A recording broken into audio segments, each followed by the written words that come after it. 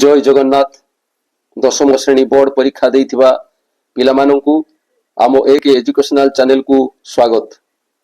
मु आज तुम मानक आवश्यकता अनुभव करी तुम मानक उद्देश्य रे एक चिठी लिखिछि। आशा रखुछि ए चिठी रु अनेक किछि जानि परिबो ओ चिठीटी निश्चय भलो लागिबो। चिठीटी भलो लागिले आम चैनल को सब्सक्राइब करबा सहित भिडियोटी को लाइक शेयर एवं कमेंट करबा को भूलिबो नाही।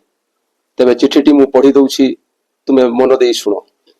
स्नेहर बोर्ड परीक्षा देइथिबा छात्र छात्री गण, स्नेह नेब। दशम श्रेणी बोर्ड परीक्षा देइथिबारु तुम समस्तंकु शुभेच्छा और शुभकामना जणाउछि। तुम मानंकु किछि वार्ता देबा पई बहु कष्ट करी चिठीटी लिखुछि। आशा तथा विश्वास तुमे एहाकु मन देई मूलरु शेष पर्यंत पढ़िबो और तुम सांग मानंकु पढ़िबाकु उत्साहित करिवो। एई चिठीटी तुमर उपकार रे आसिले मोर लेखिबा सार्थक हेबो। परीक्षा शेष होइछि, निश्चय भलो होइथिबो। जहाँ भी किछि कमी रहिथिबो ताहा तुमे अनुभव करि सारिथिबो।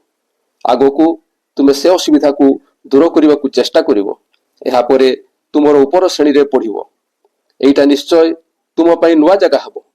कोनोसी नुवा जगह गला बेले आमे रास्तार छकरे ठीक रास्ता जानि न पारी सेठारे थिबा लोकमानंकु पचारी सेमानंको परामर्श अनुसारे आगोकु बढ़ी लक्ष्य स्थल रे पहुंची थाओ। एठारे मध्य तुमको ठीक सही उपाय अवलंबन करिबाकु पड़िबो।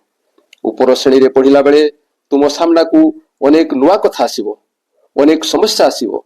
यार समाधान पाई तुमे तुम सार और गुरुजन मानंको सहायता नेबो। सेमानंको परामर्श मानी आगोकु बढ़िले तुमे निश्चय लक्ष्य स्थल रे पहुंची जिवो। दशम श्रेणी परे प्लस 2 श्रेणी रे आर्ट्स, साइंस, कॉमर्स आदि विभाग सह आईटीआई और डिप्लोमा आदि वैषयिक विभाग अछि। एथि मध्यरु तुमको गोटे बाछिबाकु हबो। एही विभाग बाछिबा तुम दक्षता और रुचि उपरे निर्भर करे। प्रथमे लक्ष्य स्थिर करो। तुमे भविष्यत रे कोन हेबाकु चाहो और काहेकि हेबाकु चाहो ता स्थिर करिबाकु हबो। थरे लक्ष्य स्थिर कला परे दृढ़ इच्छा शक्ति नै आगोकु बढ़िबाकु चेष्टा करिवो। लक्ष्य हासिल न हेबा पर्यंत कार्य जारी रखिवो। निजर लक्ष्य को सफल करिबा पाई योजना प्रस्तुत करिबाकु हबो। एही योजना को पाथेय करी काम कले तुमे निश्चय लक्ष्य हासिल करि पारिबो। लक्ष्य को साकार करिबा पाई एकाग्रता अत्यंत जरूरी अटे। मन एपट सेपट हेले लक्ष्य हासिल करिबा कष्टसाध्य हुए। तेणु एकाग्रता बुद्धि पाई दैनिक योग अभ्यास करिवो। लक्ष्य हासिल पाई कौशल अत्यंत गुरुत्वपूर्ण। ठीक जेमिति अधिक बलशाली और जड़े प्रतिदिन काठ काटुथिबा व्यक्ति को जदि काठ चिरिबा पई खंडे गंडी दिया जाए तेबे बलशाली लोक अधिक परिश्रम करिबो सिना, किंतु से बेसी काठ चिरि पारिबो नाही। मात्र जे वृत्ति रे जड़े काठ कटाली से कौशल द्वारा खूब कम समय रे अधिक काठ चिरि पारिबो। तेणु लक्ष्य हासिल पई कौशल स्थिर करिवो और सही कौशल को पाथेय करी कार्य करिवो। तुमे निश्चय सफलता पाइबो। तुमर दृढ़ इच्छा शक्ति तुमको आगो को बढ़िबारे सहायता करिवो। समस्तंकर बापा माँ तथा गुरुजन माने सेमानंको पिला को भलो मनीष हेबार स्वप्न देखंती। तेबे एमाने स्वप्न देखिले बा इच्छा कले किछि होई परिबो नाही। जदि तुमे भलो मनीष हेबाको इच्छा करो तेबे पृथ्वीर कोनोसी शक्ति तुमर लक्ष्य ठू दूरेई परिबो नाही। तेणु दृढ़ इच्छा शक्ति नै तुमे आगो को बढ़िले लक्ष्य पथर यात्री होई तुमर स्वप्न को साकार करि पारिबो। घरे रही पढ़ा पढ़ी कला बेले तुमर समस्त कथा घरे बापा माँ एवं गुरुजन माने बुझाबुझी करि थांती। तुमे पाठ पढ़ुछ कि नाही, कोठी कोन करूछ, तुमर सबु भलो मंद कथा घर लोके बुझी थांती। मात्र एबे तुम मानंकु घरु बाहर को जिबाकु हेबो। सेठारे तुम साथिरे कोनोसी घर लोक नथिबे। सेठारे तुमे निजे निजर बापा माँ गुरुजन भूमिका तुलाई काम करिबाकु हेबो। एही कार्य को सुचारू रूपे तुलाई तुमको लक्ष्य सफल करिबाकु हेबो।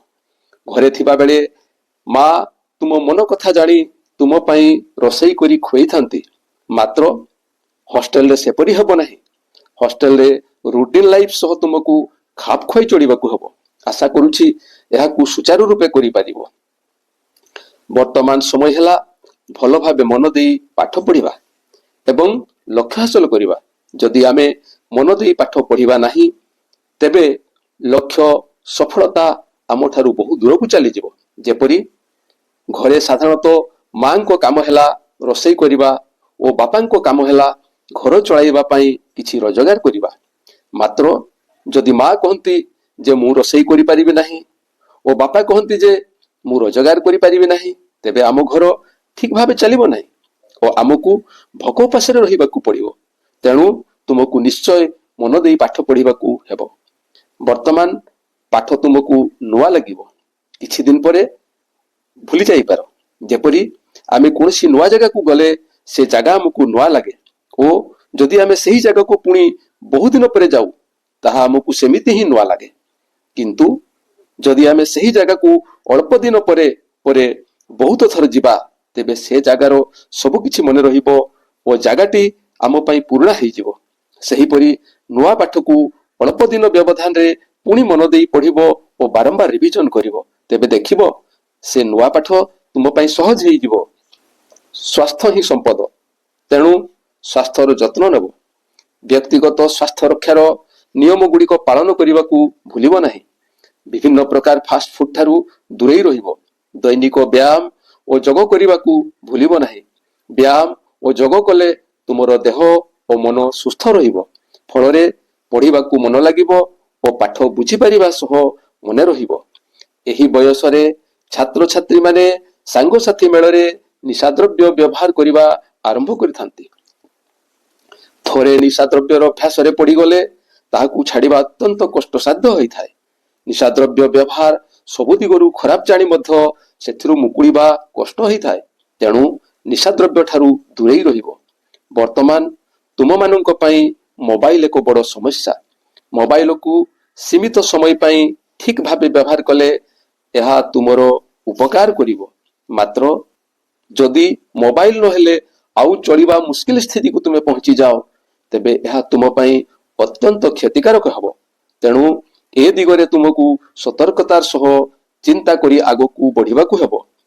अनेक समय रे देखा जाए जे पिला माने श्रेणी गृह रे पाठ को न बुझी हाँ हाँ मारी थांती। कारण केतेको पिला सारं को पाठ पचारिबाकू भय करि थांती ओ केतेको पिला पाठ पचारिबाकू लाज करि थांती। यार कारण हैला पिला माने भाबंती सार काले रागिबे, सांग माने केबे हसी देबे।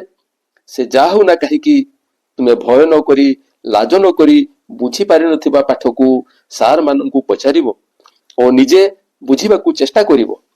एपरि हेले तुमे पाठ बुझी पारिबो ओ विभिन्न परीक्षा रे सफलता लाभ करि पारिबो।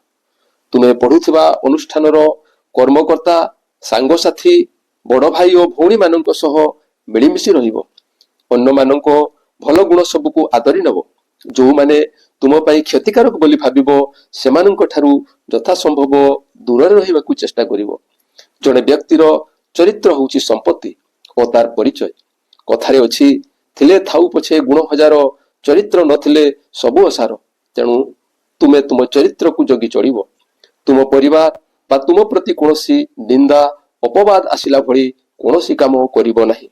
शेषरे जगतर नाथ जगन्नाथ को निवेदन करुछि जे तुमे प्रत्येक जड़े जड़े देशर सुयोग्य नागरिक हो। देश मातृकार सेवा करो। प्रत्येक जड़े जड़े सफल व्यक्ति होई नुआ उद्भावन करी विश्व दरबार रे आम देशर सम्मान वृद्धि करो। आजि पई एतिकी आवश्यक अनुभव कले पुणी लेखिबी। इति तुमर शुभ मनासुथिबा मु।